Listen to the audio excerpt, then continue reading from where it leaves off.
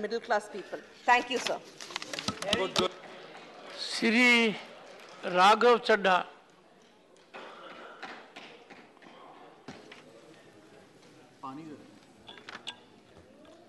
Sir, on behalf of my party, the Aam Aadmi Party, I rise to speak on the supplementary demand for grants for the financial year 2022-2023.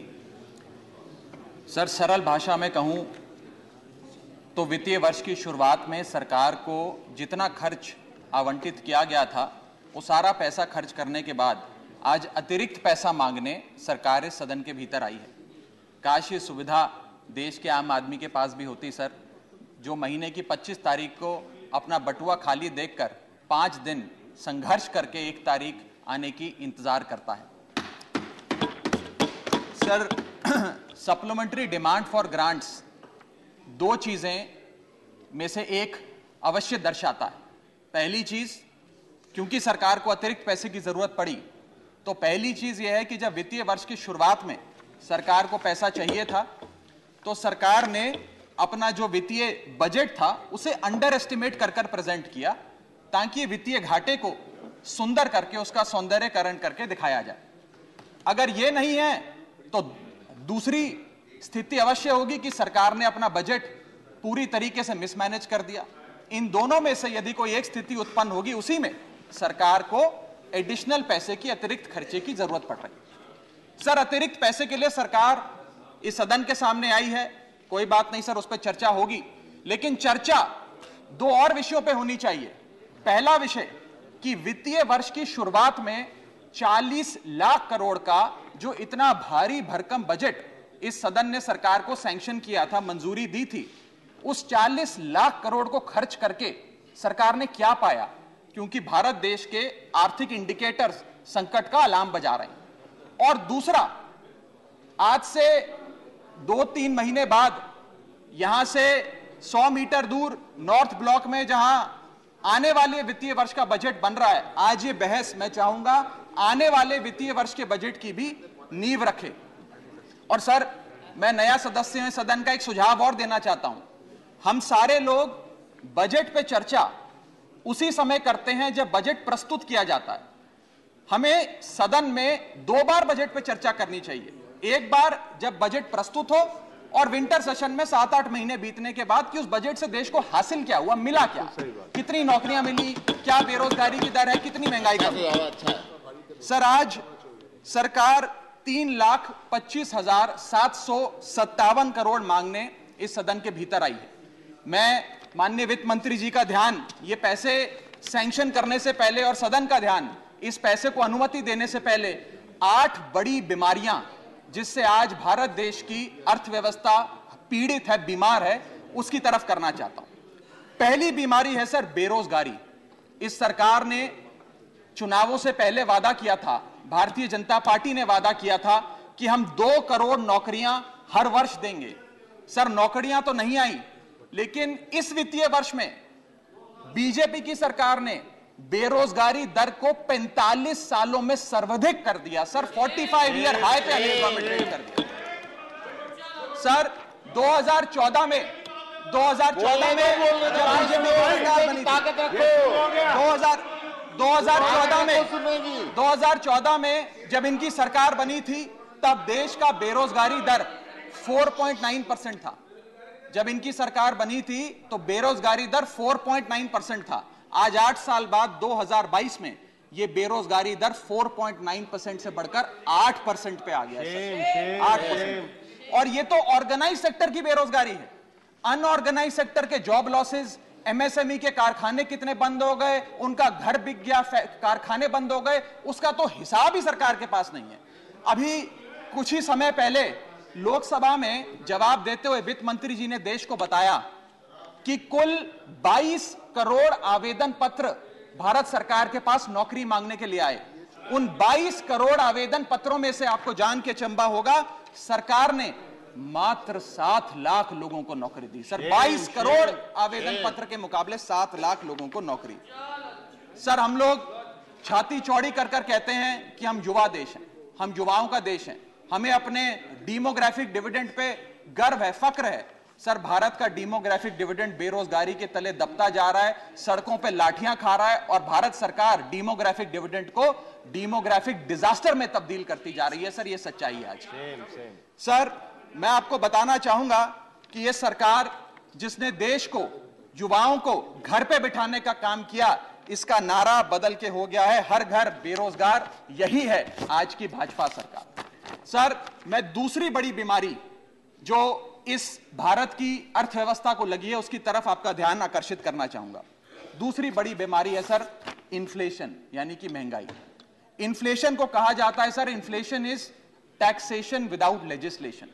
वो महंगाई जो सरकार कानून लाए बिना जनता पे थोप देती है। सर आज भारत की महंगाई इस वित्तीय वर्ष में 30 सालों में सर्वाधिक थी सर, 30 ईयर हाई पे, जहां भारत की थोक महंगाई 12 से 15% के आसपास घूम रही है और खुदरा महंगाई 6 से 8% के आसपास घूम रही है। वादा किया था सर आय बढ़ाने का, आय तो बढ़ी नहीं, महंगाई बढ़ गई। और सर बढ़ती महंगाई और घटती कमाई के चलते आज देश को आधार कार्ड की नहीं, उधार कार्ड की जरूरत पड़ रही है। देश के आम आदमी को उधार कार्ड की जरूरत है। और सर आज इस बहस को सुन रहे भारत देश के करोड़ों लोगों को मैं कहना चाहूंगा कि यह सरकार आप सबको गरीब कर रही है। गरीब सिर्फ वो नहीं सर जो सड़क पे कटोरा लेकर भीख मांग रहा है, हम सब गरीब हो रहे हैं। गरीब इसलिए हो रहे हैं कि हमारी आमदनी नहीं बढ़ रही, लेकिन महंगाई बढ़ती जा रही है। सर मैं उदाहरण देता हूं, एक शख्स जो 20,000 रुपए महीने के कमाता था और 18,000 रुपए खर्च करता था, वो महीने का 2,000 रुपए बचाता था। आज उसकी आमदनी 20 की 20 है, 20,000 है, लेकिन खर्चा 18,000 से बढ़कर 25,000 करोड़ हो गया। यानी कि 20,000 की आमदनी, 25,000 का खर्च, 5,000 रुपए की नुकसान का खामियाजा का कर्जा देश का एक एक आदमी भुगत रहा है। सर मैं बताना चाहूंगा, सुनिए मेरी बात ध्यान से। जब 2014 में महंगाई का आलम देखिए सर, 2014 में जब यह सरकार बनी थी तो पेट्रोल 55 रुपए प्रति लीटर पे बिकता था। आज पेट्रोल 100 रुपए प्रति लीटर पे बिकता है। डीजल 45 लीटर पे बिकता था, 45 रुपए प्रति लीटर, वो डीजल आज 90 रुपए प्रति लीटर पे बिक रहा है। सर एक गैस का सिलेंडर 400 रुपए का मिलता था बाजार में 2014 में जब इनकी सरकार आई थी, आज वो गैस का सिलेंडर 1100 रुपए का हो गया सर, 1100 रुपए का। दूध 1 लीटर 36 रुपए का मिलता था, दूध आज 60 रुपए प्रति लीटर हो गया है। और सर सीएनजी 40 रुपए प्रति यूनिट प्रति केजी मिला करती थी, आज वो सीएनजी 80 रुपए प्रति यूनिट मिलती है सर। इस सदन में सर जब प्याज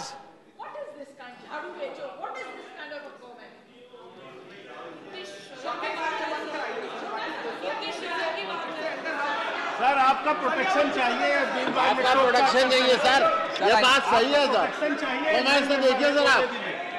चलो बोलो सर, बोलो। चलो बोलो बोलो बोलो।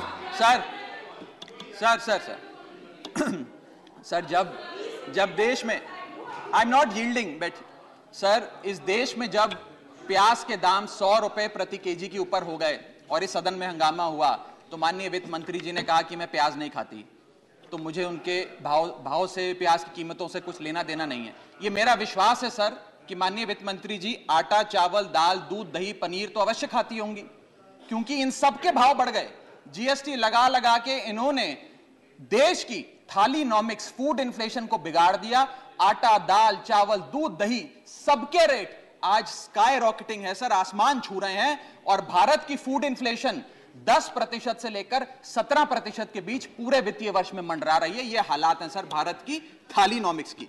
मैं बताना चाहूंगा सर कि इस सरकार ने अमीरों को अमीर और गरीबों को गरीब करने का काम किया। पर कैपिटा इनकम किसी भी देश की आर्थिक स्वास्थ्य का एक बहुत बड़ा इंडिकेटर होता है। भारत की पर कैपिटा इनकम वित्तीय वर्ष 2021 में सर 9,160 रुपए से गिर गई, यानी कि हर व्यक्ति की औसतन कमाई 9,160 रुपए गिराने का काम किया। यानी कि आमदनी 98, खर्चा रुपया, यह सरकार ने करके हम सबको दिया है सर। तीसरी बड़ी बीमारी जो भारत की अर्थव्यवस्था को लगी हुई है वो है आर्थिक सुधार का झांसा, the hoax of economic recovery.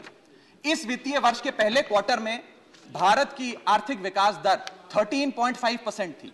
दूसरा क्वार्टर आते आते, जिसे फेस्टिवल क्वार्टर कहते हैं, जिसमें बड़े बड़े त्योहार आते हैं, जिसमें खपत भी बढ़ती है, उत्पादन भी बढ़ता है, मांग भी बढ़ती है, उस क्वार्टर में आर्थिक विकास दर 13.5% क्वार्टर 1 के मुकाबले गिरकर 6.3% पे आ गई सर, यानी कि आधी हो गई।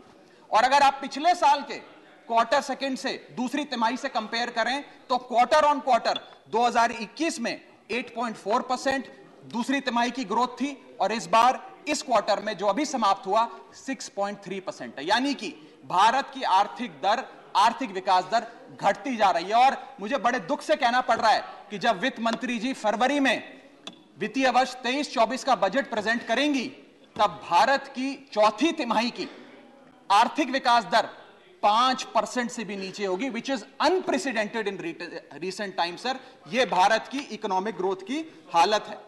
और यह वर्ष तो जो बीत गया, इस वर्ष तो आपने आर्थिक जो विकास दर था उसकी ऐसी तैसी कर दी। अगले साल के आर्थिक विकास दर के आंकड़े सुनिए। सरकार चाहती है हम 8% पे आगे बढ़ें। वर्ल्ड बैंक कहता है वित्तीय वर्ष 23-24 में हम मात्र 6% पे ग्रो करेंगे। क्रिसिल कहता है हम 6% पे ग्रो करेंगे। ओईसीडी कहता है हम 5.7% पे ग्रो करेंगे। गोल्डमैन सैक्स कहता है हम 5.3% पे ग्रो करेंगे, और आईएमएफ कहता है हम 5.1% पे ग्रो करेंगे। यानी कि भारत की अर्थव्यवस्था में ऊपर जाने की बजाय हमारी व्यवस्था नीचे आ रही है सर। चौथी और एक बड़ी बीमारी जो भारत की अर्थव्यवस्था को लगी है वो है द डेट क्राइसिस। भारत सरकार की देनदारी, भारत सरकार पे चढ़ा बहुत बड़ा कर्ज। सर 1947 से लेकर 2014 तक, यानी कि इन 67 सालों में कई पार्टियों की सरकारें रहीं, केंद्र में कई पार्टियों ने शासन किया। इन 67 सालों में तमाम पार्टियों की सरकारों ने मिलकर कुल कर्जा 55 लाख करोड़ का लिया था, और बीते 8 सालों में 2014 से 2022 में इस बीजेपी की सरकार ने कुल कर्जा 85 लाख करोड़ रुपए लिया। यानी कि एक तरफ 67 सालों का, बीते 67 सालों का 55 लाख करोड़ का कर्जा, और इस सरकार ने अकेले 8 सालों में 85 लाख करोड़ रुपए का कर्जा ले लिया। मैं पूछना चाहता हूं इनसे कि ये तो मुफ्त की रेवड़ी भी नहीं बांटते, ये तो मुफ्त की रेवड़ी में भी विश्वास नहीं रखते, तो फिर इनका कर्जा इतना कैसे बढ़ता जा रहा है? ये पैसा जा कहां रहा है, किसकी जेब में जा रहा है? दोस्तवाद की नीति के तहत कौन से इनके दोस्त हैं जिन्हें फायदा पहुंचाया जा रहा है? ये मैं पूछना चाहता हूं सर 2014 में जब भाजपा की सरकार बनी तो government debt to GDP ratio 40% था, मात्र 40%। आज government debt to GDP ratio इस देश में 90% छू रहा है सर, 90%। और इस देश की डेट की स्थिति बढ़ाकर 1,55,000 करोड़ का 1,55,000 करोड़ का कुल कर्जा इस देश ने लिया सर। पांचवी बीमारी जो भारत की अर्थव्यवस्था को लगी हुई है, पांचवा बड़ा रोग, किसानों का संकट। सर मैं बताना चाहूंगा कि बड़े बड़े उद्योगपतियों के, अपने दोस्तों के बड़े बड़े लोन्स इन लोगों ने माफ कर दिए, लेकिन भारत देश के किसान की जो कर्जा था, जो डेट था, वो पिछले 8 सालों में 53% बढ़ा है, कम नहीं हुआ सर, 53% इंक्रीज हुआ है, जिसके चलते आज एवरेज फार्मर डेट, पर फार्मर डेट इस देश की 74,000 रुपए, यानी कि 74,000 रुपए का कर्जा आज देश के हर किसान के सर पर है सर। अगर किसान अपना कर्ज का भुगतान नहीं करता तो उसके नाम के नोटिस चिपकाकर किसान की बदनामी करती है यह सरकार, और बड़े बड़े उद्योगपति जो लाखों करोड़ रुपए डकार गए उन्हें बिजनेस क्लास में बिठा के देश से रवाना करती है सर ये सरकार। सर आज हमारा देश का अन्नदाता, देश का किसान जो हमारा पेट भरता है, जो हमें खाना देता है सर, आज वो जहर खाने को मजबूर हो गया है। एनसीआरबी का डेटा बताता है कि वित्तीय वर्ष 21-22 में 10,851 किसानों ने आत्महत्या करी। यानी कि इस देश में औसत रोज के 30 किसान आत्महत्याओं की आती है। 30 किसान रोज इस देश में आत्महत्या कर रहे हैं। हम आजादी का अमृत महोत्सव मना रहे हैं, and 30 farmers per day in this country commit suicide sir. मैं अपने ट्रेजरी बेंचेस पे बैठे मित्रों को यह भी कहना चाहूंगा कि किसान भोला है, भुलक्कड़ नहीं है। वो ये नहीं भूला कि 1 साल आपने उसे खुले आसमान में सड़कों पे आंदोलन करने के लिए उतारा था, जिसमें 800 से ज्यादा किसानों की शहादत हुई सर। और सर किसानों के बारे में मैं एक आपको बड़ी महत्वपूर्ण जानकारी देना चाहता हूं। किसानों की आय दुगनी करने का वादा सरकार ने किया था कि हम बढ़ाएंगे और दुगनी करेंगे। आय दुगनी करना तो छोड़ दीजिए, स्टैंडिंग कमेटी ऑन एग्रीकल्चर की रिपोर्ट बताती है कि 4 से ज्यादा राज्यों में आय बढ़ाना तो दूर, 30% किसानों की आय घट गई सर, बढ़ाना तो दूर की बात। आय किसान की घटाने का काम इन लोगों ने किया, और एक ऐसे दौर में जब भारत की रूरल इन्फ्लेशन भारत की अर्बन इन्फ्लेशन से ज्यादा है, यानी कि गांव में रहना महंगा है शहरों के मुकाबले। सर मैं छठी बीमारी पे आता हूं। जो छठी बीमारी भारत की अर्थव्यवस्था को लगी हुई है सर, वो है प्राइवेट सेक्टर इन्वेस्टमेंट में गिरावट। 2 बड़े फायदे इस सरकार ने कॉर्पोरेट जगत को दिए। पहला, कॉर्पोरेट टैक्स कम करके 30% से घटाकर 22% कर दिया, जिसमें 1.5 लाख करोड़ का फायदा 1.5 लाख करोड़ का फायदा कॉर्पोरेट्स को दिया, और सरकार का हर साल का 1.5 लाख करोड़ का नुकसान कराया। और दूसरा बड़ा फायदा, अपने दोस्तों के उद्योगपतियों के पिछले 5 वित्तीय वर्षों में 10 लाख करोड़ रुपए राइट ऑफ कर देने, वो माफ कर देने। ये 2 बड़े फायदे उन्होंने रियायतें। Honourable member, you have twice made observations अपने दोस्तों के। I have taken note of it. These are one second. Can't you keep your seat? Honorable member Jaya Bachchan raised a very important issue. I wanted to reflect to it after you had concluded, but since you have continued with the 2 indiscretions, you need to be careful about it. Okay. Everything which you say here leads to consequences. As regards what the honorable member said, if someone is speaking, where is the occasion to make a shouting of that kind? I deprecate this, whether it is from this side or that side. Thank you, sir. Everyone is entitled to patient hearing, and let us not show aggression except in our thought process. Both sides are there, so be careful about it. Go ahead. Sir ये 2 फायदे पहुंचाने के बाद, corporate जगत को फायदे पहुंचाने के बाद, जब सरकार से पूछा गया कि आपने ये फायदे क्यों दिए, तो सरकार कहती है इससे रोजगार उत्पन्न होगा। रोजगार तो उत्पन्न हुआ नहीं सर। भारत में आज बेरोजगारी की दर 45 साल में सर्वाधिक है। दूसरा, इन्होंने कहा कि वस्तुएं सस्ती हो जाएंगी बाजार में। महंगाई की दर 30 साल में सर्वाधिक है, महंगाई भी कम नहीं हुई। और तीसरी चीज जो सरकार हमें बताती है कॉर्पोरेट जगत को ये फायदे देने के लिए, कि प्राइवेट निवेश इस देश में बढ़ेगा। सर मैं आपको बता दूं कि प्राइवेट निवेश Q1 फाइनेंशियल ईयर 22-23 में 20% से घटा है। प्राइवेट इन्वेस्टमेंट 2022 के अगर आप आंकड़ों की बात करें तो 22% से गिरी है। फॉरेन इन्वेस्टमेंट 59% से घटा है। और GFCF, जिसे ग्रॉस फिक्स्ड कैपिटल फॉर्मेशन कहते हैं, जो इंडस्ट्री का इन्वेस्टमेंट होता है, जो इंडस्ट्री फिक्स्ड कैपिटल में इन्वेस्ट करती है, वो वित्तीय वर्ष 19-20 से लेकर आज तक लगभग सारे क्वार्टर्स में गिरता गया, 1-2 क्वार्टर छोड़ के। ये प्राइवेट इन्वेस्टमेंट के हालात हैं इस देश में। मैं कहना चाहूंगा माननीय वित्त मंत्री जी को कि आज से 2-3 महीने पहले इंडस्ट्री से बात करते हुए वित्त मंत्री जी ने कहा that why is the Indian corporate sector not investing. उन्होंने उन्हें डांट के कहा कि आप लोग क्यों नहीं इन्वेस्ट कर रहे हैं। मैं बताना चाहता हूं क्यों नहीं इन्वेस्ट कर रहे हैं। इन्वेस्टमेंट रियायतें देने से नहीं आती, इन्वेस्टमेंट डिमांड क्रिएट करने से आती है। आपको मार्केट में मांग क्रिएट करनी पड़ेगी। जब मांग क्रिएट होगी तो उत्पादन भी होगा और खपत भी होगी। मैं एक और महत्वपूर्ण आंकड़ा आपके सामने रखना चाहता हूं सर। 7वीं बड़ी बीमारी जो भारत की अर्थव्यवस्था को लगी है, devaluation of the Indian rupee, गिरता हुआ रुपया।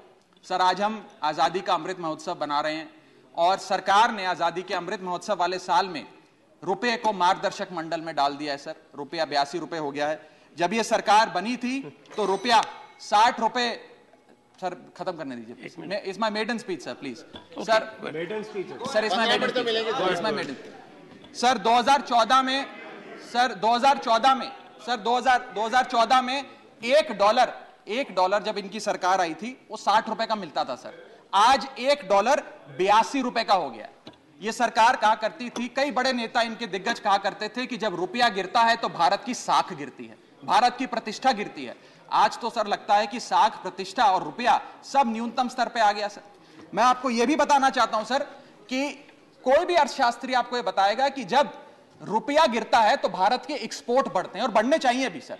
क्यों बढ़ते हैं? क्योंकि मान लीजिए कोई बहुत बड़ा बायर अमेरिका में बैठा है, वो भारत की एक वस्तु $5 पे खरीदता था, आज क्योंकि डॉलर मजबूत हो गया, रुपया कमजोर हो गया, वो वस्तु $3.5 में उसे मिल जाती है, तो वो ज्यादा ऑर्डर देता है, भारत के एक्सपोर्ट बढ़ते हैं। लेकिन आज एक बड़ी चौंका देने वाली स्थिति इस देश में है कि रुपया तो गिर रहा है, डॉलर मजबूत हो रहा है, लेकिन भारत के एक्सपोर्ट्स भी गिर रहे हैं। और एक्सपोर्ट्स क्यों गिर रहे हैं, यह मैं सवाल भारत की वित्त मंत्री जी से पूछना चाहता हूं।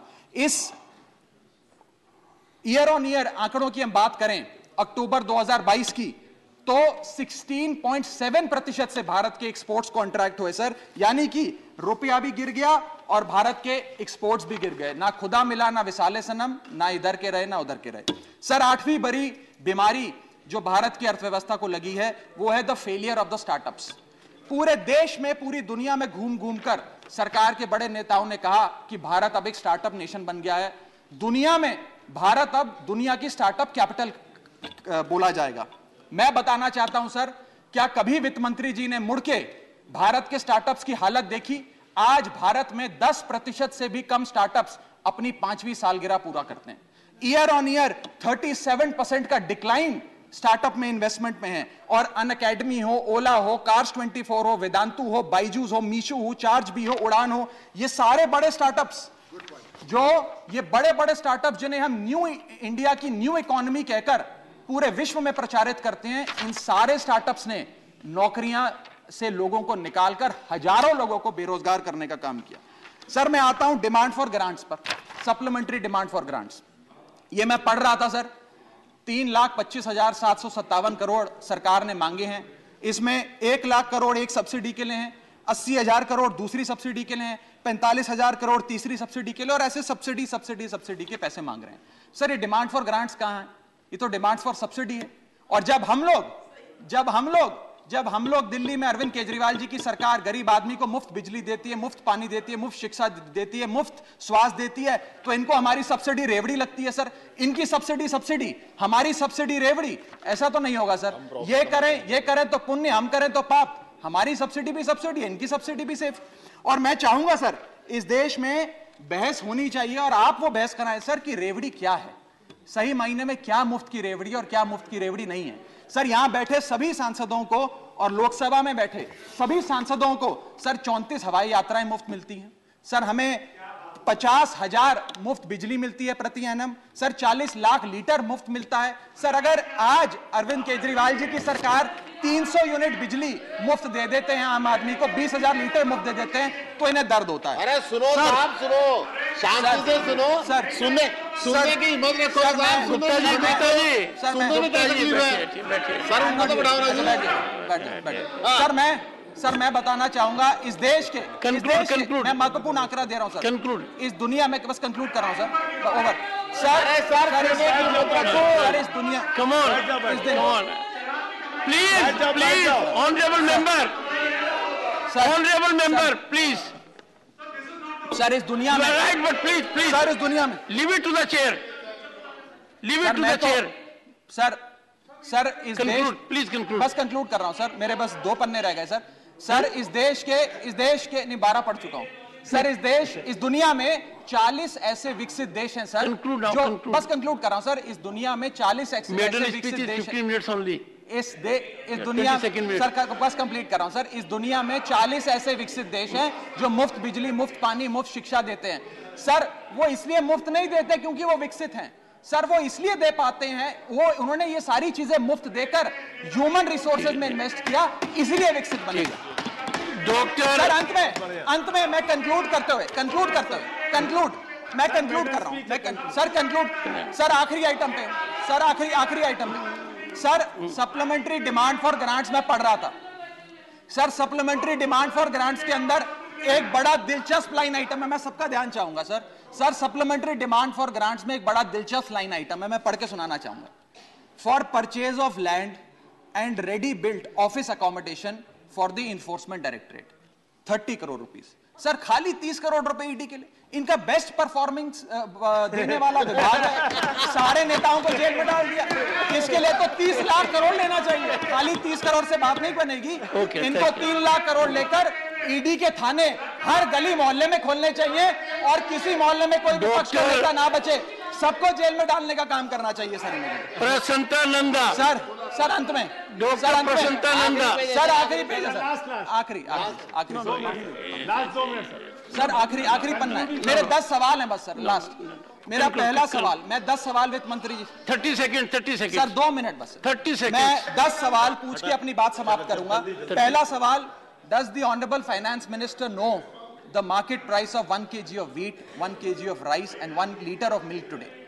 Sir, why has the government, second question sir, why has the governments mega budget presented in February 2022 failed to generate employment? My question number 3 sir, why is inflation in products which are produced in India, not imports like petrol and diesel, burning a hole in the common man's pocket? So question number 4, why is the private sector not investing despite repeated appeals by the Honorable Finance Minister? Question number 5, how many jobs have been created by way of handing out these favors of tax waivers and debt waivers to the corporate India? Question number 6, why is there a tremendous meltdown in India's new economy, that is the startup economy? Question number 7, how long before the rupee regains its value, sir, or is the government working towards hitting a century with the value of the Indian rupee? So question number 8, if the rupee is weakening, exports should rise. Exports are the second engine of our economy. Why are the exports falling? Question number 9, given the sad plight of Indian economy, where the growth rate is lesser than the inflation rate, has India formally entered stagflation? Conclude. And my last question is, when will the government reduce the tax burden on the common man, that is the GST? Dr. Thank you. Prashant Nanda. Dr. Prashant Nanda.